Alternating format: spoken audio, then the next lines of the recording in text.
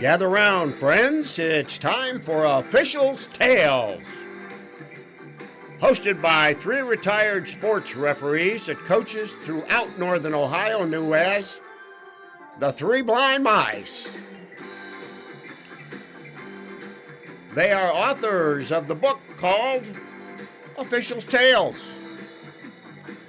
So let's meet the authors and your hosts, Jimmy Borgia, Rick Hall, and Don Nardecchia for today's edition of Officials Tales.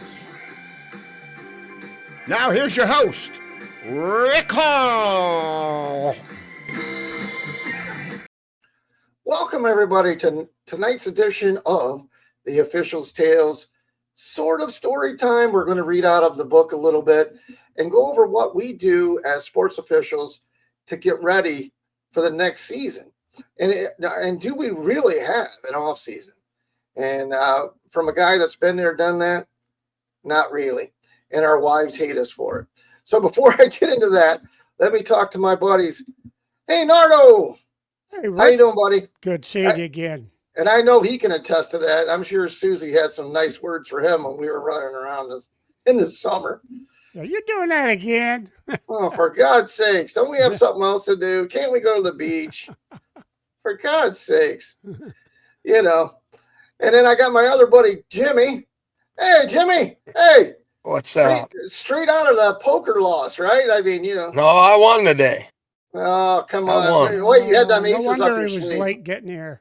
I know. He was Yeah. counting his money. Had to make a Count all that deposit money. somewhere.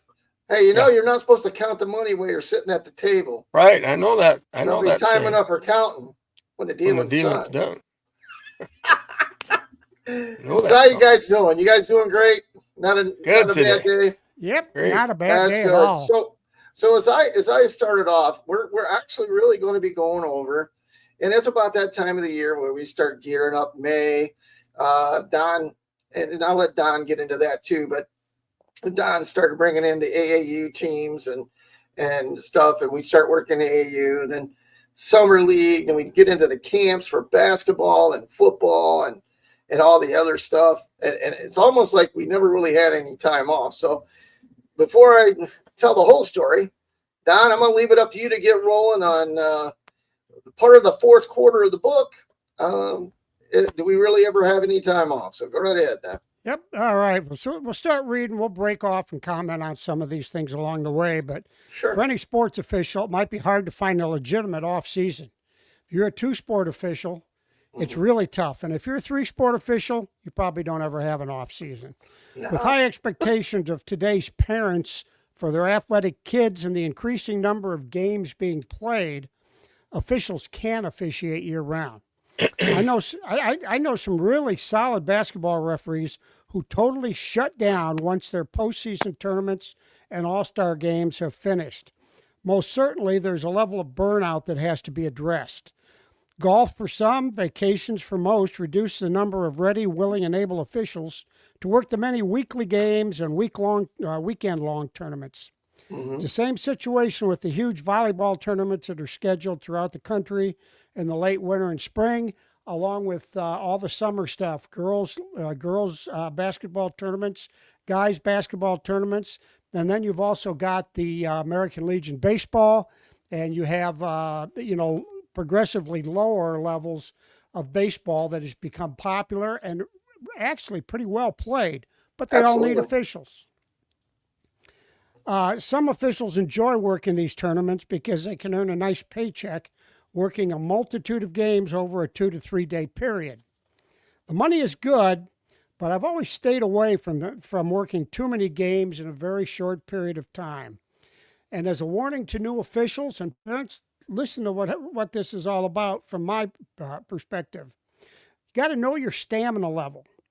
Don't overbook yourself because you may be doing the kids a big disservice.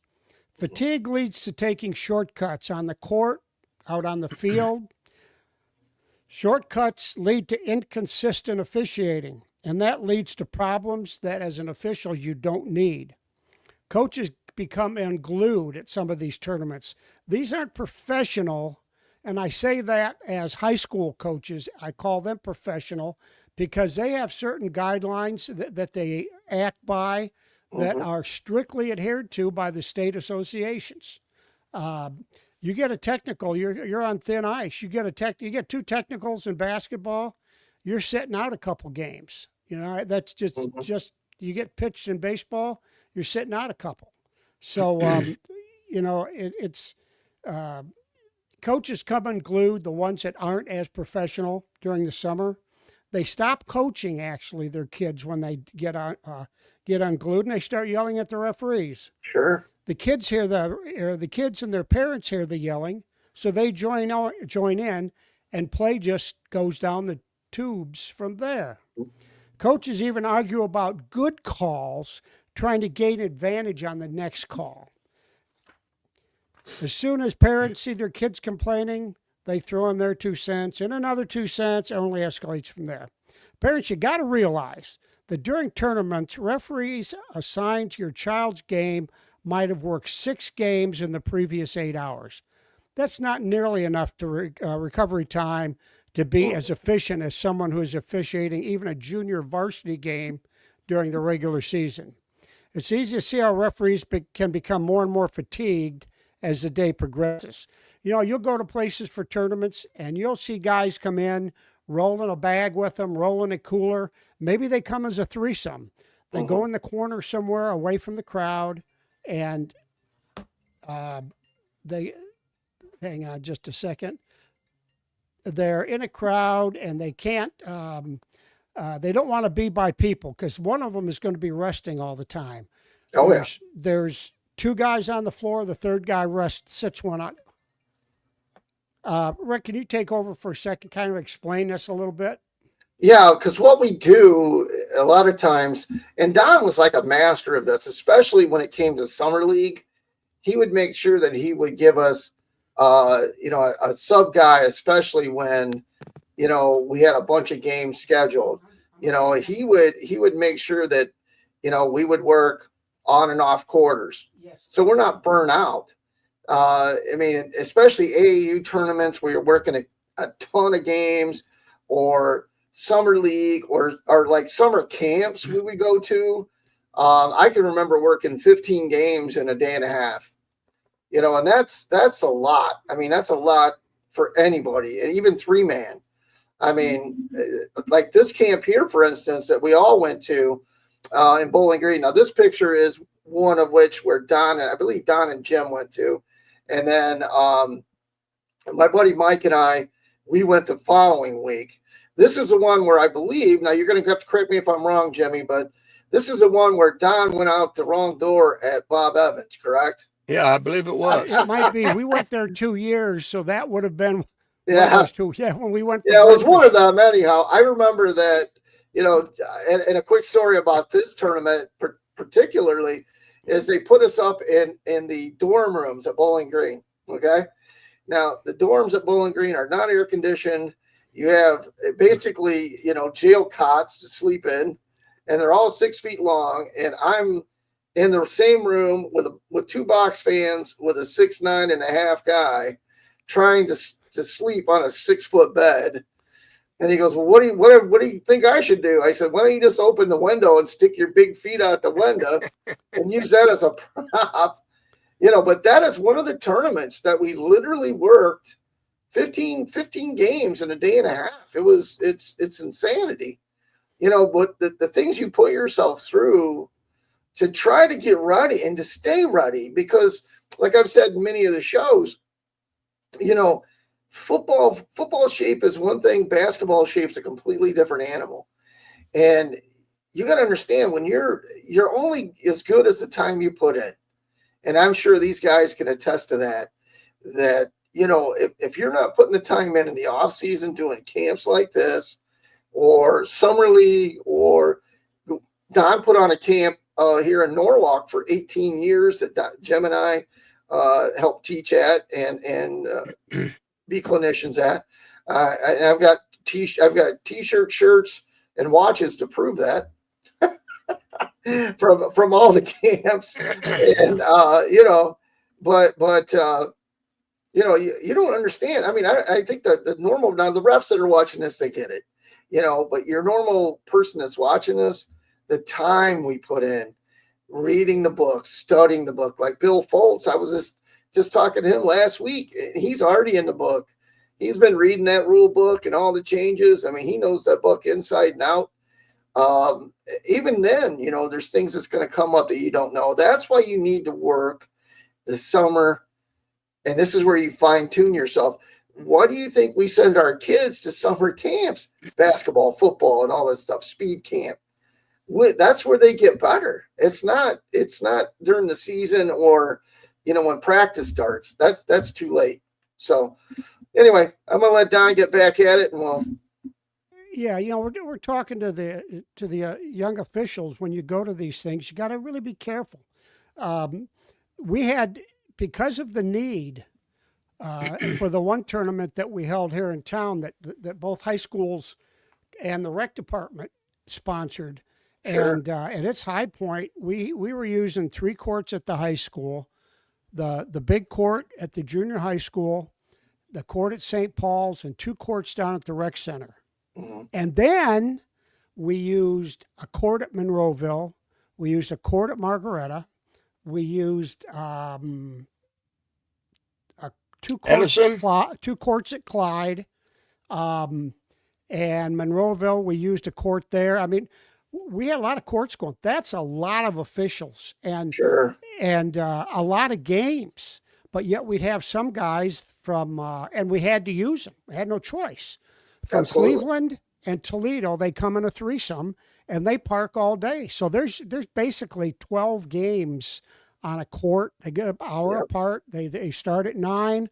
The last one's usually at 9. Sometimes they'll shut a court down at 6. But anyway, those guys come and do the whole thing. And then they come back the next day when we go from 9 in the morning until about 5 in the afternoon. They can make a good penny, but the quality of the officiating, not as good as the guys like we would do, is maybe do 2 in the morning and then come back and do 2 in the middle of the afternoon, or just come and do 3 and be done with it. That's what a lot of guys will do. They'll say, how many you need me for? The other guys say, can I have a court? I'll bring 2 guys and I will do a court for a day. And so it's, you don't know what you're getting. I will tell you that the ones that are held at a college are generally, it's a team camp. And so it's a high school oriented team camp and tournament. And so they have that camp picture that you saw there.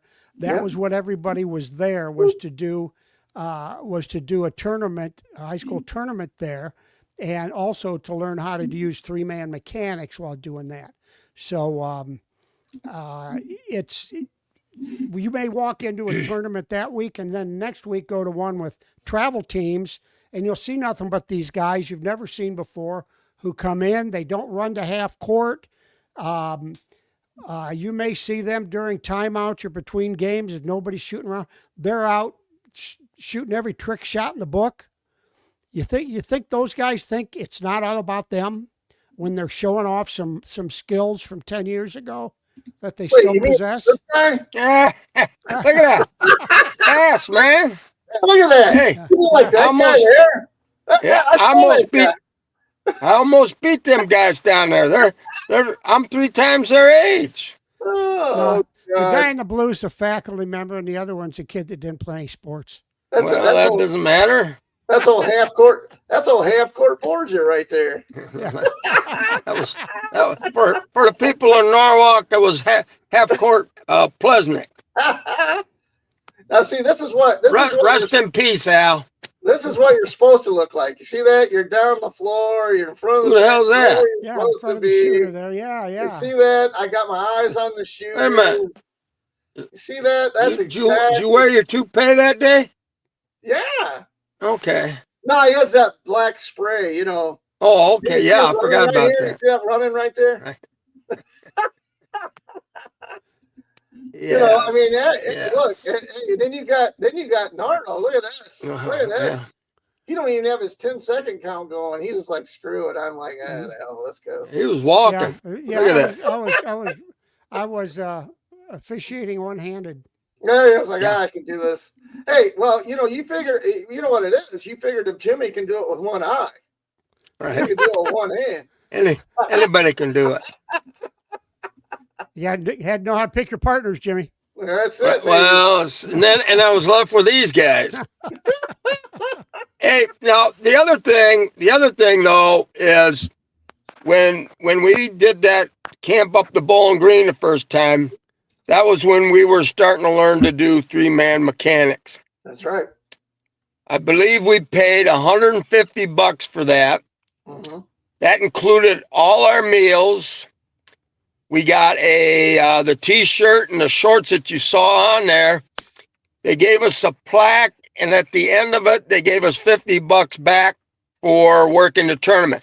Now, with the summer clinic that Don was running for us, that was all free.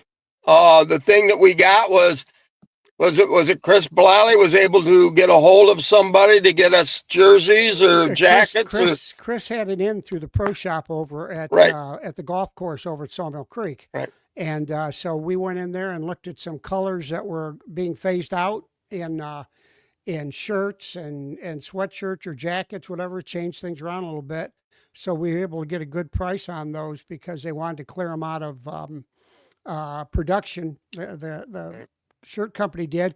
They embroidered them there, so we just took some of the stock items that they had there, and if it incorporated something besides just lettering on them, we just got their stock thing, and they looked nice. They were good pieces, and what we did is that the coaches, due to according to the amount of teams we had, figured how many games there would be, and we said, well, let's get $18, $20 a game out of this, and see what that works out to be, and then we go and find out what we could get shirt wise for the total package price we had, because we not only had to give them to the officials, we gave them to all the staff that helped too, and because they came and they didn't get anything for giving back to the game, and that's what made that clinic work, is that those guys that helped, we had some other guys from our association, Dave Winery, the Newsom brothers, Howie Dent came up from Mansfield. That's right. Larry Reardon and the guys from Lorain County came over and helped. Mark Novak, who is still officiating basketball in his 50th year this year. Good old Mark. And football. Yeah. He's doing football too. Yeah, that's right. He's picked up football recently. Yeah. And Mark has talked about writing a book. I saw on his Facebook about it, and he had a story where he had like somebody on our crew had forgot their shoes. We'll keep his name out of it. I don't know who that would be. I tell you, yeah, me twice. But I check. About 30 years apart from the first right, time. But I commented on his thing and says, Mark, you're not alone. I says, it didn't only happen to me once, it happened to me twice. And he had mentioned that in a game that he had that he was taken off on the sideline, and all of a sudden, bam, he hit some kid that had just bought a tray of nachos and cheese, and it was all over the place. And like a good gentleman that he is, he went and he took that kid and got him out there, and they fixed him up with another plate full of nachos and stuff. So that's pretty cool. You see, I happened to see Mark a couple of times up at St. Paul's during this past basketball season, and we talked, and so. And before we go any further, I want to say something, because Don's a humble guy. He's never going to say this, or he's never going to talk about it. What? But we're talking about humble Jim, not a bumble. Yeah, he's not Jim Bob. Anyway. Anyway. Already, here we go. 18 years, I believe it was 18 years of camps. And Don put so much work into that. to get all these guys, and he grew it year by year. I mean, Don and I and you, we'd be out at different games. He'd be passing out flyers to the young guys, getting them involved. You know, Ryan Bowers, Kurt Leber, all these guys, Al Snellinger, they all came to the camps and they all grew. And look where we're at now in the Bay Area. And nobody, you know, a lot of people don't give Don the props that he deserves. You know, that's one of the reasons he's in the Hall of Fame for the BAOA, because of all he did for the association. And I know for me and all our guys, and Jimmy too, he's just being Jimmy. We couldn't have done half of what we did without you in those camps and everything you did in the off season. And of course, you were our scheduler. And you know, and speaking of camps, this is how it all began. If you guys remember correctly, of the 3-man clinic right there. Yes. Yeah, this is all how it all began. That's our first clinic, and some of the names are coming back to me, but I can't remember. The guy top left was Gary Burma's son, and I can't remember his name either. Remember his first name. You know, that's Campy. Then that's Les. Big Gary, Tom and that's Stanley, Campy. Tommy Sigler back there. Yeah. That was Jimmy's buddy, Tommy Sigler. Yeah, and then you remember how I squared things up with you. Yeah, you're a nice guy, asshole. We got and Dave he wonders Danhoff. why I get. And who's this little fella? Look at this guy right here. Who's that little guy at the bottom? Yeah, that's Corey, 36 now. I know. Think about that. And me and Don have hair. Yep. And I think this is Jimmy. I'm not too sure. He sort of looks. I think Corey's in front of me, ain't he? Yep. There's Rick. There's from over at Bellevue. Jeez. Gildemeister. Yeah, Doug Gildemeister. Yeah. Gary Parker, really good friend, and he was like my mentor when I got into doing women's college ball. He was well into Division I women's college basketball at the time. He came up and helped. Tim Campbell. Tim Campbell. A great friend from up around Toledo, or not Toledo, up around Cleveland. He taught at Columbia Station for a long time. He could have been, if he wanted to start another career and really pay some high price to get started, he could have been a professional baseball umpire.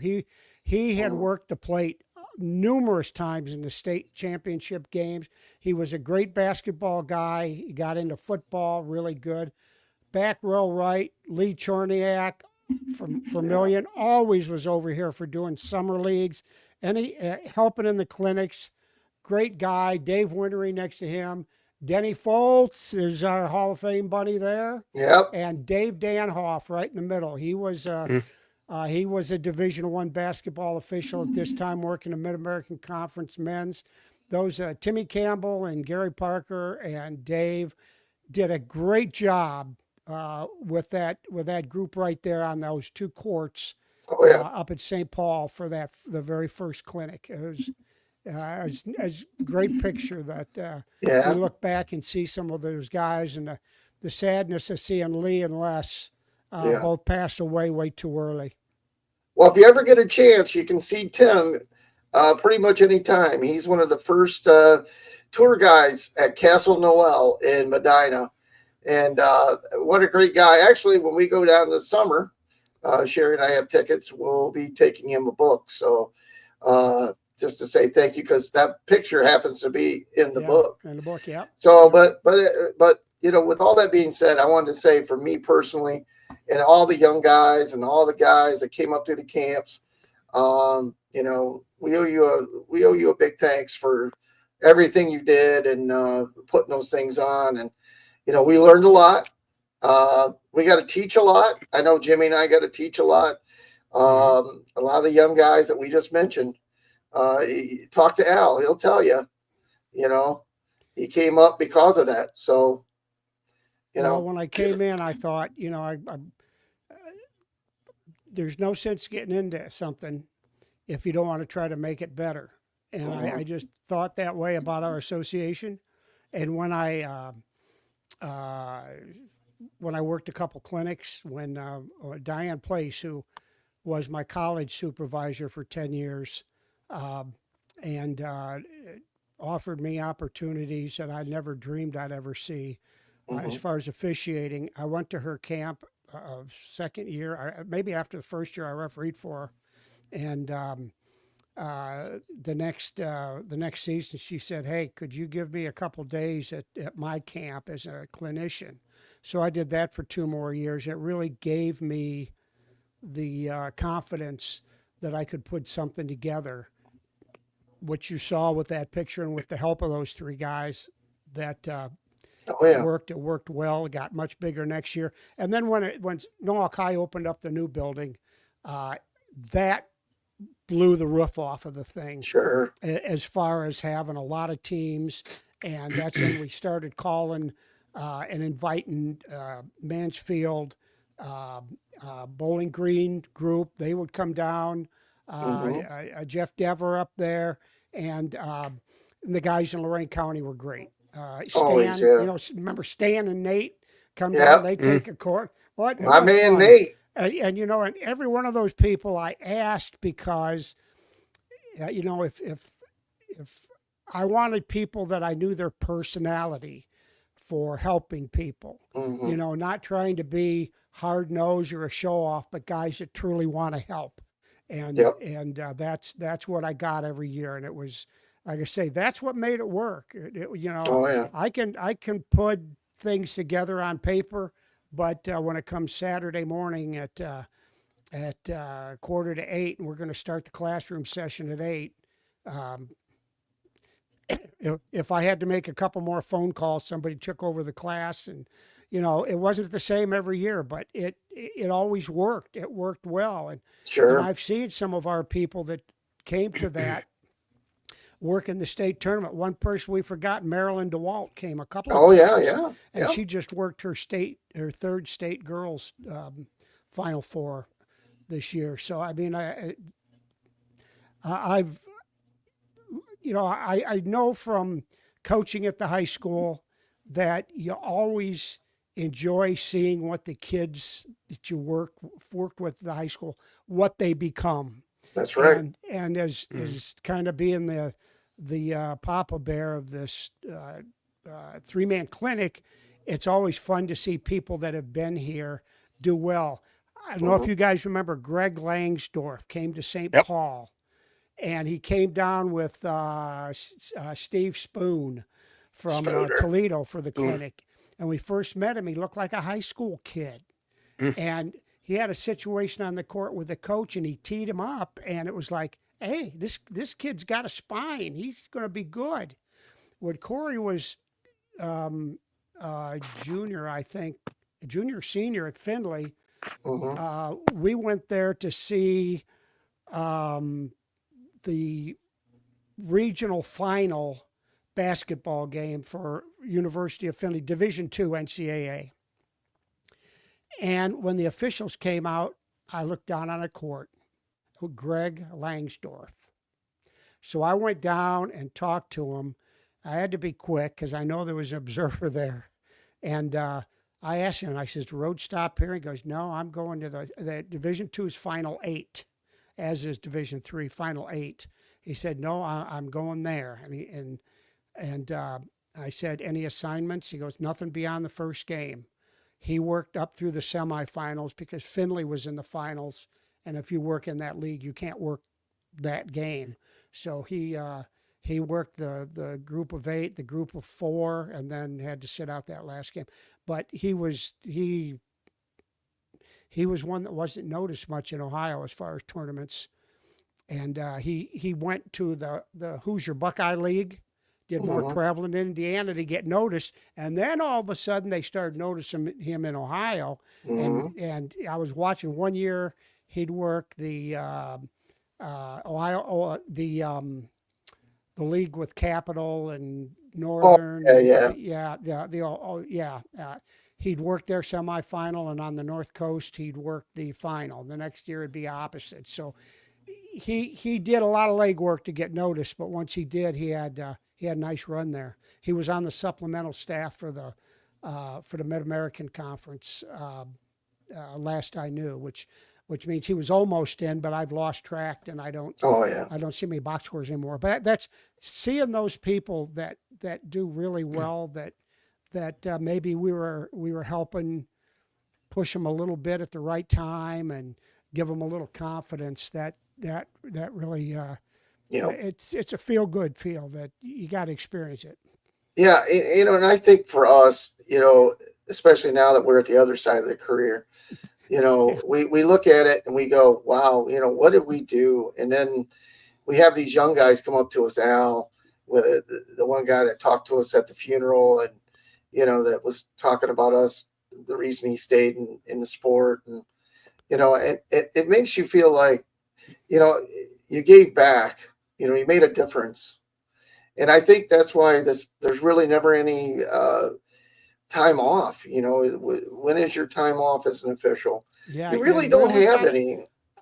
We really planned it out, and for a long time, when I worked when I changed from the furniture company to the schools, it opened up a lot more free time in the summer for me, so I could do some of these things and do a little more of them than I could before. But you really gotta make time. They talk about guys that don't want to see a basketball court from after their last tournament game in mid-March and until the 1st of November. That's decompressing, all right. And it's also giving the family time back, and it's just things that you got to find ways to do it. Yeah. And it wasn't so much that I was away from the family during the seasons, because Corey and Susie would come to an occasional football game, and they'd come to a lot of my Saturday, either afternoon or Saturday night basketball games. They rode with me, so it wasn't like they never saw me, but we had to make sure that the time slots were there where we could be together doing something. So what do you think? Plus, when Corey, oh man, here comes a story. I don't know if I've told this one, but if people have listened to me, this is a beauty. Girls tournament, first round, over to Willard. Always a good time. Always a chance to see local officials, like that work the game before you, game after you, maybe your partner. So Susie and Corey come over, and Corey walked with me down. I took his coat and Susie's coat down to our locker room, so Corey knew which back hallway locker room we were in. And we go out and do the game, and we come in afterwards, and Russ Pitts is one of the officials for the next game. So, Russ was one of the crew when I worked in the college game, and we rode a couple times together, and just always fun seeing Russ. So 3 minutes or so after I get in the locker room, here comes Corey coming in the door. And everybody looks at him. I said, Corey, come here. I said, I want you to meet Mr. Pitts. Now, those of you that don't know Russ, he's a long-time official, State Hall of Fame volleyball official. Darn good. He was another one that worked in a Mid-American Conference in basketball. And his skin was about as black as you'll ever see a black man. And he had perfect teeth, and he had big white eyes. And when he made some calls, he used every millimeter of the white and every inch of the teeth to show. Oh yeah. Yeah. And he had a little showman in him, but he was a doggone good official. So Russ reaches out to Corey to shake his hand. Corey shakes his hand, and then he's rubbing, and all of a sudden he goes like this. And Russ goes, Corey, what are you looking for? He said, don't worry, buddy. I'm not going to rub off on you. So we all had a good chuckle. But I will tell you this. Every time until I retired, every time I ran into Russ, he always said, how's my buddy Corey doing? And that was right up, I think up maybe second last year that we worked. Let's see, 14 was our last 13, 14 was our last season. I think it was the season before that I ran into him maybe in the tournament somewhere. Well, how's my buddy Corey doing? I said, well, he's graduated from Findlay now and blah, blah, blah. But that was a hilarious moment. So, well, speaking of hilarious moments, You can always read our stories at the Officials Tales on Amazon. You can get it there tonight, and they'll deliver it in 2 days. And we have it on paperback, hard copy, and ebook. And if you can't wait and you want to get it sooner, you can always go to the Common Good and pick it up there. And they have a supply, and we will be running a Father's Day special for all you guys. And if the gals are listening to this and they have guys that are officials, that'd be a great book for them. So, all right, gentlemen, as we're wrapping up this this part of the show,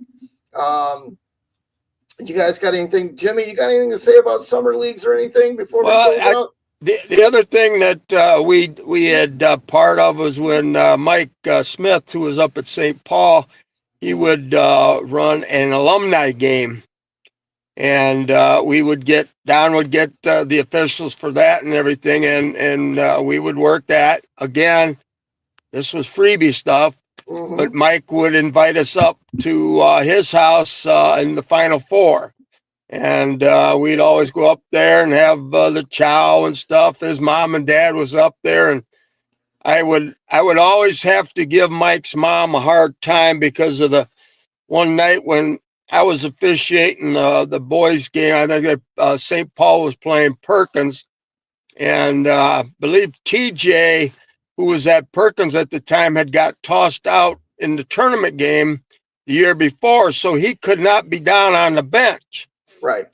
And as I'm coming across, I see him. He waves to me. I wave back, and I'm looking at him like, come on down. He's shaking his head. No, he couldn't come down because, and I knew. And then there was a kind of, some other people would think questionable call, but Mike's mom and dad turned around because Don was right behind him and was questioning the call where, was that intentional? And you could, when we saw this on film, you could see Mike's mom kind of waving at me. So anytime we showed that, I would tell her, I said, "We got you on tape." Oh yeah. We got you on tape. You were trying to throw something at me. Oh boy. Yep. But I always had a good time with my Mike's mom and dad, and oh, absolutely. And with me being over there, when she turned around and asked me, I said, "I think it's a bad call." yeah, see, look at that. See, and you wonder why, You wonder why he is the way he is, Don. Right. Well, as we close today, I do have something special just for Jim. God. As we get out tonight. I knew I shouldn't have said it last night. And here we go. Lie down now and get some sleep. Good night, everybody. Good night, Mama. Good night, Ben. Good night, everyone. Good night, Mama. Good night, Daddy. Good night, children. Good night, Daddy. Good night, Elizabeth. Good night, John Boy. Good night, Jim Bob. Good night, Jim Bob. Oh.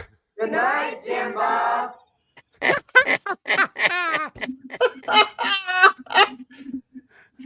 I knew it. Sometimes I should just keep my mouth shut. Like, what the hell? I knew when they told me it last night.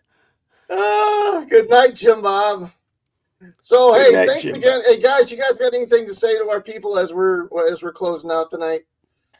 Jim? Jim Bob, go right ahead. Good night. Again, I texted my son and daughter-in-law and told them to watch last night's program and that Grandpa put them on the air. Again, Jimmy, Janine, Layla, Anna, and Ellie. Grandpa loves you. Two nights in a row. What the? You'll have to start signing autographs. Hey, Don, you got anything to say as we close out, buddy? No, it's talk about all the time that we put into this, and I can tell you that the good times outnumbered the tough times probably 100 to 1 of tough times after a game and stuff.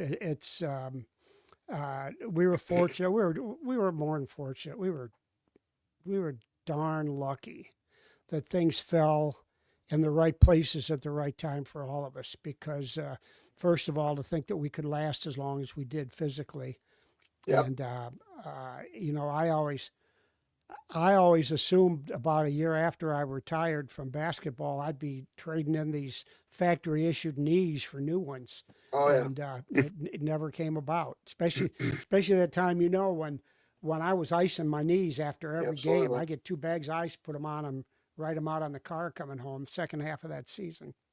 Yep. Mhm. But Well, you know, that's what we all go through. So mhm, good night, everybody. unfortunate. God bless. Yep. And we'll see you next time. Take care.